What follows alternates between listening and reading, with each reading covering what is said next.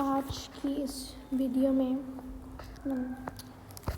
Hello everyone, welcome to the day 2 of word of the day and today we will gonna learn some few more words and I hope you enjoy the video. So let's get started. The first word is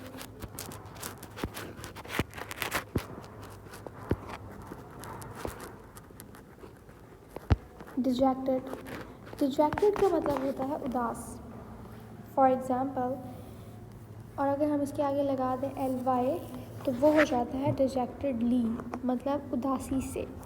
for example मैं कहती हूँ he sat डिजेक्टेडली, मतलब उसने उदासी से बोला.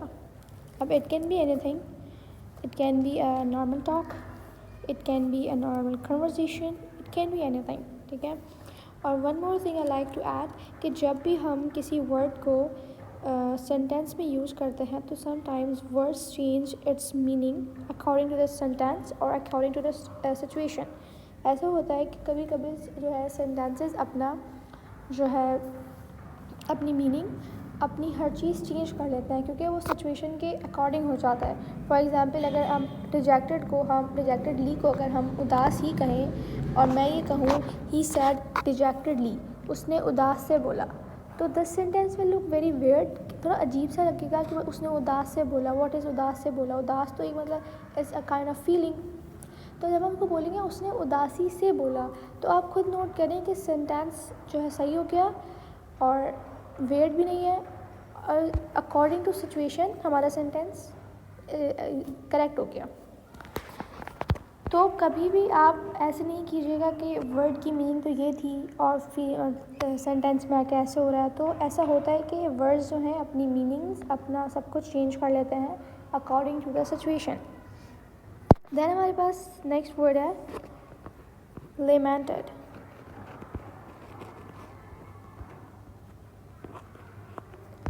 लेमेंटेड का मतलब होता है अफसोस. किसी चीज़ का आपको बहुत ज़्यादा अफसोस हो, जैसे people lamented over the destruction caused by the flood, मतलब लोगों ने फ्लड से होने वाले नुकसान पर बहुत ज़्यादा अफसोस का इजहार किया.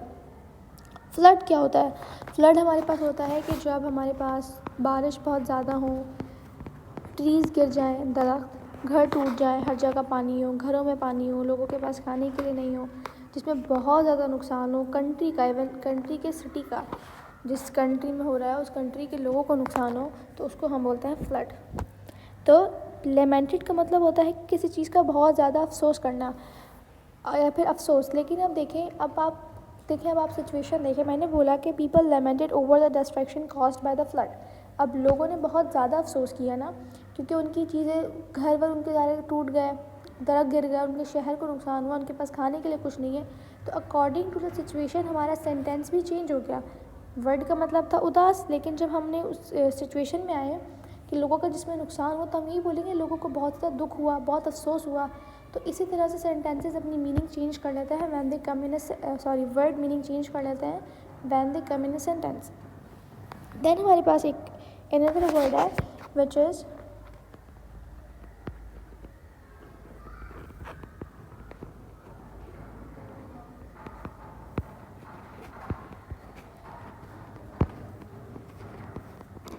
Peculiar intensity. पेक्यूलर इंटेंसिटी का मतलब होता है अजीब सी सीरियस अर्जेंसी. जैसे for example I said he spoke with a peculiar intensity that made everyone quite.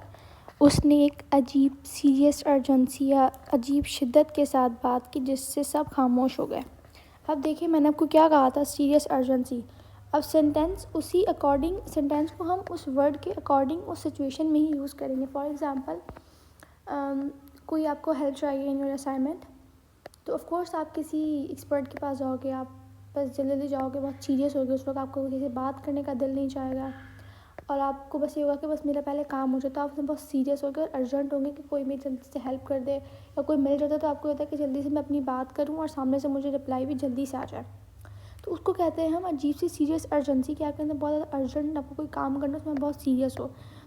तो उस वक्त हम जो है इस तरह के वर्ड्स को फिर हम उस सिचुएशन के हिसाब से यूज़ करते हैं. फॉर एग्ज़ाम्पल मैंने अभी आपको example the he spoke with a peculiar intensity that made everyone quite. जिस शख्स ने बात की थी उसने बहुत सीरियस होकर बात की, तो इसलिए हमने यहाँ पर ये वर्ड यूज़ किया पेक्यूलर इंटेंसिटी। तो ऐसी सिचुएशन में हम वर्ड यूज़ करेंगे पेक्यूलर इंटेंसिटी। देन हमारे पास एक और वर्ड आता है